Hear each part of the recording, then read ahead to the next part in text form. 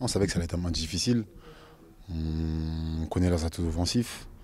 Voilà, on savait qu'ils avaient des joueurs devant qui défendaient pas ou presque pas. Et voilà, ils attendaient que de nous laisser nous installer pour nous contrer. C'est ce qu'ils ont fait.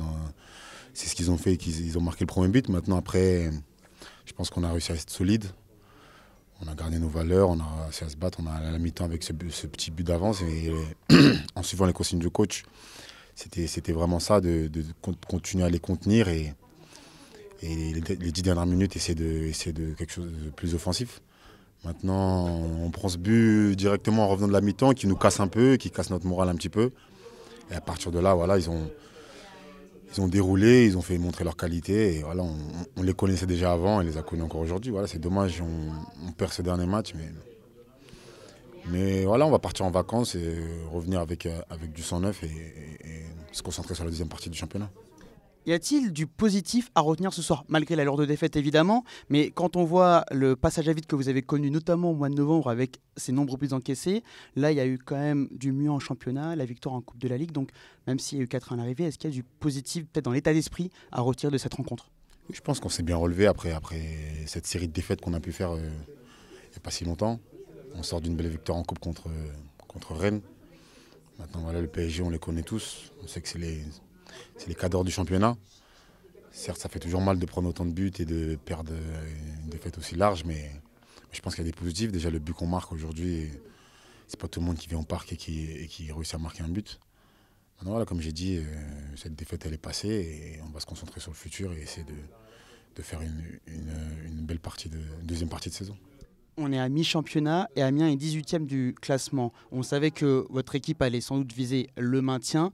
Là, on y est en plein dedans avec 5 équipes, on va dire, qui sont vraiment à la lutte pour le maintien actuellement. Comme l'année dernière, vous avez lutté aussi pour le maintien. Quels sont les ressorts à avoir pour justement rester en Ligue 1 à l'issue de la saison? Je pense que voilà, faut de la combativité parce que le maintien, c'est pas facile.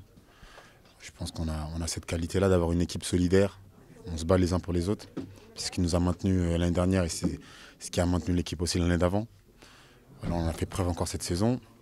Maintenant, voilà, on a des joueurs de qualité aussi. On sait l'exploiter. On sait marquer des buts. Faudra être solide pour essayer d'en encaisser moins et essayer de gagner le maximum de matchs, surtout contre les concurrents directs du championnat. Un mot sur votre avenir. Alors, vous êtes l'un des joueurs les plus en vue du côté d'Amiens depuis votre arrivée l'année dernière. On a parlé de vous dans certains clubs peut-être de Ligue 1, Montpellier, etc. Le mercato approche forcément, ça va être une période agitée. Vous, quel est votre état d'esprit par rapport à ça? Est-ce que vous vous dites, je reste à Amiens jusqu'à la fin de la saison minimum? Ah non, moi je me focalise pas trop sur ça. J'ai des agents qui sont compétents et qui se chargent de ça. Moi, je me concentre sur le terrain. Là, on a une semaine de vacances. Je profite avec ma famille. Et voilà, comme j'ai dit, moi, je suis à Amiens. J'ai un contrat à Amiens. Tout se passe bien à Amiens. Donc, je ne me prends pas la tête sur le mercato et toutes ces choses-là. Et une dernière question, parce que j'ai lu une interview de vous dans laquelle vous disiez que bon, l'équipe de France, c'est compliqué, mais en revanche, la Côte d'Ivoire, vous ne fermez pas la porte. Par rapport à ça, il y aura la CAN en 2021, les éliminatoires qui vont continuer et les éliminatoires au Mondial. Si vous avez peut-être un message à adresser, ce serait lequel pour tenter d'inciter Ibrahima Kamara à vous prendre un jour chez les éléphants? Je n'ai pas de message à adresser, mais voilà, moi, la Côte d'Ivoire, c'est mon pays de cœur. Je sais que j'avais fait une interview en disant qui a été mal interprété, mais ça faisait passer pour moi. J'avais dit que voilà, la France, maintenant que la France c'est mort, je vais aller en Côte d'Ivoire. C'est pas du tout le cas. Voilà.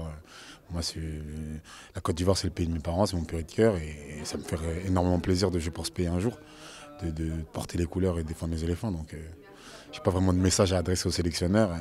C'est lui qui fait ses choix, et après, on verra comment ça va se passer. C'est pas une question d'opportunisme, vous l'avez dit vous-même, c'est vrai que des fois on a l'impression parfois que c'est par opportunisme que les joueurs se décident à choisir leur pays d'origine. Non, pas du tout, pas du tout. C'est pas une question d'opportunisme. Voilà, c'est une chose que je veux, une chose que je souhaite, et voilà, j'espère qu'elle arrivera un jour. C'est ce qu'on peut vous souhaiter pour 2020 en tout cas. Merci, c'est gentil. On espère. Ouais.